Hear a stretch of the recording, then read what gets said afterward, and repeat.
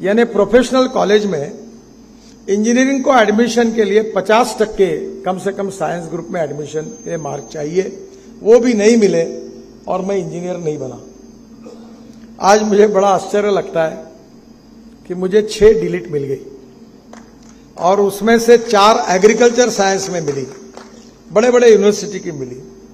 अभी उत्तर भारत की एक गलगोटिया यूनिवर्सिटी और तमिलनाडु की SBM यूनिवर्सिटी की भी मिली। तो मैं मजाक में कहता हूं, बहुत से IIT और इंजीनियरिंग कॉलेज में जाता हूं भाषण करने के लिए, तो अभी भी मैं डॉक्टर नहीं जोड़ता हूं। तो मुझे एक ने पूछा कि आपने ये क्यों नहीं लगाया। मैंने बोला इसने लगाया कि मुझे लगता है कि मैं इतना विद्वान नहीं हूं कि मैंने डॉक्टर लगाना चाहिए। पर आज इमरजेंसी के वो दिन मैं याद करता हूं। मेरी मां और मेरी बहनें मुझे कहती थी कि तुमने पार्टी के कारण तुम्हारा करियर खराब किया, डांटती थी। पर आज मुझे लगता है कि इस देश के लोकतंत्र को बचाने के लिए जयप्रकाश जी के नेतृत्व में हमारे पार्टी ने कितना बड़ा त्याग बलिदान किया है। अटल बिहारी वाजपेयी जी ने कहा था, उनके आंखों में आंसू थे और उन्होंने कहा था कि हमारी पार्टी हम विसर्जित कर रहे, जिस पार्टी को जिस विचारों से जिस निष्ठा से हमने जीवन भर काम किया, उस पार्टी का विसर्जन करते हुए जनता पार्टी में हमें बहुत वेदनाएं हो रही है। पर परिस्थिति की आवश्यकता के लिए हम ये बलिदान कर रहे हैं। जनता पार्टी का प्रयोग हुआ, दुर्भाग्यवश जनता पार्टी चल नहीं पाई। एक दिल के टुकड़े हुए हजार, कोई यहां गिरा कोई वहां गिरा। जनता पार्टी का अनुभव हमारे लिए अच्छा नहीं हुआ। बड़ी अपेक्षा के साथ हम कोशिश कर रहे थे और उसके बाद भारतीय जनता पार्टी की स्थापना हुई। और मुझे याद है कि मैं भारतीय जनता पार्टी की स्थापना जो 1980 में हुई उसमें था, और बाद में हमारे एक MP थे लक्ष्मणराव मानकर, उनके साथ मैं पूना मीटिंग के लिए जा रहा था।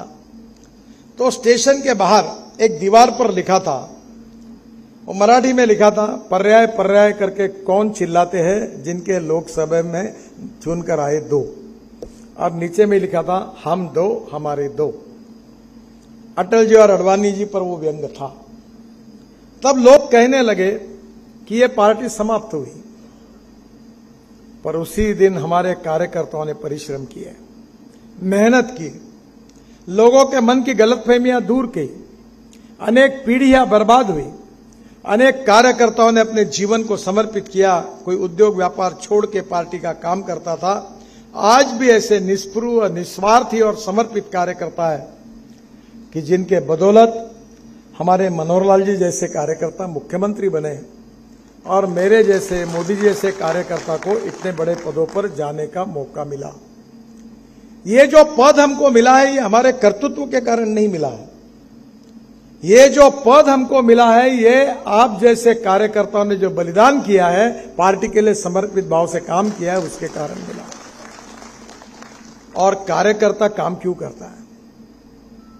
कोई पैसे मिलते हैं, कोई मान सम्मान मिलता है। अनेक बार आता है कार्यकर्ता बोलते हैं, भाई आजकल हमारे यहाँ Z+ सिक्योरिटी है, कोई नजदीक नहीं आने देता। अब कार्यकर्ताओं को क्या पता Z+ और क्या है, वो फोटो निकालना चाहते हैं। तो मैं बोलता हूं, अरे यार कम से कम उसका फोटो तो निकलने दो, कुछ तो नहीं देते उसको, उसकी तो खुशी होगी। हमारे कार्यकर्ता परिश्रम करते रहे और हमने देश में प्रतिकूल परिस्थिति पर मात करके अटल बिहारी वाजपेयी जी के नेतृत्व में NDA की सरकार बनी, जिसमें भारतीय जनता पार्टी प्रमुख थी।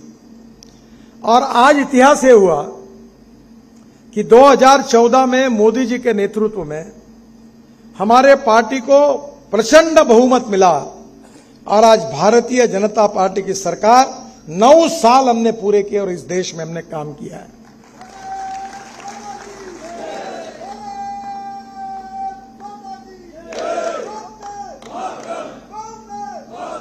हम कहते थे जहां हुए मुखर्जी बलिदान हुए मुखर्जी, जहां हुए बलिदान मुखर्जी, वो कश्मीर हमारा है। हमने 370 हटा दिया। हमारे देश में राम मंदिर बनना चाहिए, इसके लिए बड़ा संघर्ष हुआ। राम जन्मभूमि के ऊपर सुप्रीम कोर्ट का निर्णय लगा और देश की अस्मिता थी। प्रभु रामचंद्र हमारे प्रेरणा के स्तोत्र थे, हमारे सांस्कृतिक विरासत के प्रमुख थे। भगवान रामचंद्र जी का भव्य मंदिर का निर्माण वो भी पूरा हुआ। मुझे याद है कि मुझे बहुत से कार्यकर्ता पूछते थे आंदोलन में कि मेरी उम्र हो गई है, क्या मेरे जीवन में मुझे राम मंदिर देखने के लिए मिलेगा? उसके लिए कितने लोगों ने कुर्बानी दी। आज राम मंदिर का भी सपना पूरा हुआ। पर केवल हम इसी पर कायम नहीं है। भारतीय जनता पार्टी का मकसद केवल राज बदलना नहीं है, समाज बदलना है, देश बदलना, ये मकसद है। हमारी विचारधारा की विशेषता है राष्ट्रवाद। हम दो चार रहे न रहे, तेरा वैभव अमर रहे मां, ये हमारा संस्कार है कि हम राष्ट्र के लिए समर्पित हैं। पहले राष्ट्र है, बाद में पार्टी है और उसके बाद में मैं हूं, ये हमारा संस्कार है। और इसलिए राष्ट्र की सर्वांगीण प्रगति, उन्नति और विकास, हिंदुस्तान एक सुपर इकोनॉमिक पावर बने, विश्व की ताकत बने, समृद्ध संपन्न शक्तिशाली हिंदुस्तान बने, भय भूख आतंक और भ्रष्टाचार से मुक्त बने, सुपर इकोनॉमिक पावर बने और पूरे विश्व की एक ताकत बने, यही हमारे दिल का सपना है। We are the fastest growing economy in the world. Modi ji कहते हैं कि हम $5 ट्रिलियन की इकोनॉमी बनेंगे, हम विश्वगुरु बनेंगे, आत्मनिर्भर भारत बनेंगे। और आज उसी राष्ट्रवाद की भावना को लेकर हमारे उद्दिष्टों को पूरा करने के लिए हमने 10 साल में रात दिन मोदी जी के नेतृत्व में और राज्य में मनोहर लाल जी के नेतृत्व में रात दिन प्रयास किया है। हमने देश की तस्वीर को बदल दिया है। आज हम 75 साल हमारे देश का अमृत महोत्सव मना रहे हैं। 10 साल अगर हमारे ये है और 4 साल अटल जी के सरकार के रहे तो 60 साल इस देश में शासन करने का मौका कांग्रेस पार्टी को मिला है। पंडित जवाहरलाल नेहरू जी से लेकर राजीव गांधी तक कांग्रेस पार्टी को दिल्ली में, राज्यों में, जिला पंचायतों में, नगर पालिकाओं में, महानगर पालिकाओं में काम करने का मौका मिला। और आज मैं आत्मविश्वास के साथ ये बता सकता हूं कि जो कांग्रेस 60 साल में नहीं कर सकी, वो भारतीय जनता पार्टी ने 9 साल में करके दिखाया है। आप कहीं भी इसका हिसाब लगाइए। आप मुझे बताइए कि नेशनल हाईवे पहले कितने थे, हम आने के बाद कितने हुए, एक्सप्रेस हाईवे कितने थे, कितने हुए। और आज हमने परिस्थिति को बदल दिया। आज मैं अपने क्षेत्र में, मैं आज 9 साल का मंत्री हुआ, 9 साल पूरे हुए। मेरे जो जो डिपार्टमेंट मुझे मिले उसमें मैंने हिसाब किया तो 50 लाख करोड़ रुपए के काम करने का मौका मुझे मिला। 50 लाख करोड़।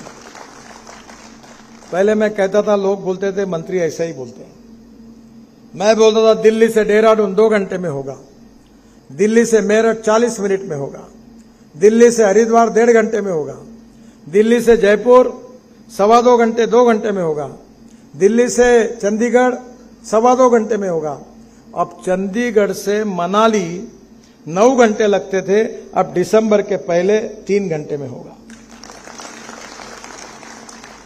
अब दिल्ली से कटरा 6 घंटे में, अमृतसर 4 घंटे में, श्रीनगर 8 घंटे में, मुंबई से दिल्ली 12 घंटे में, 40 घंटे लगते थे, चेन्नई से बेंगलोर 2 घंटे में, और बेंगलोर से मैसूर 3 घंटे 3.5 घंटे लगते थे, अब 1.25 घंटे में हो गया।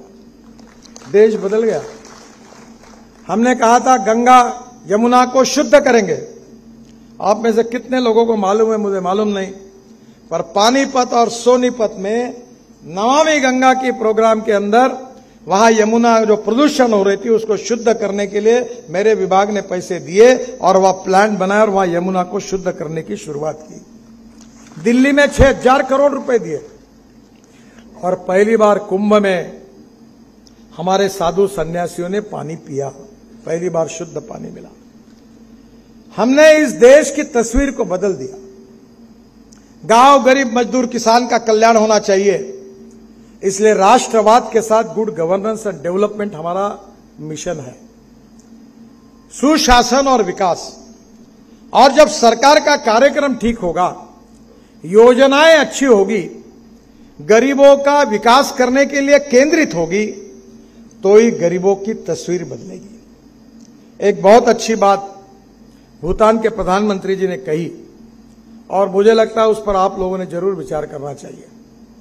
उन्होंने जिस बात का उल्लेख किया है, उन्होंने कहा कि डोमेस्टिक हैप्पी ह्यूमन इंडेक्स। हमारा हैप्पी ह्यूमन इंडेक्स क्या है, यानी सुखांक क्या है? आप बैठे हुए अनेक लोग हैं, अनेक मोर्चे में काम कर रहे हैं। कोई किसान है, कोई मजदूर है, कोई कारागिर है, कोई कर्मचारी है, कोई डॉक्टर है, कोई वकील है, कोई टीचर है, और अलग अलग प्रकार के काम कर रहे हैं।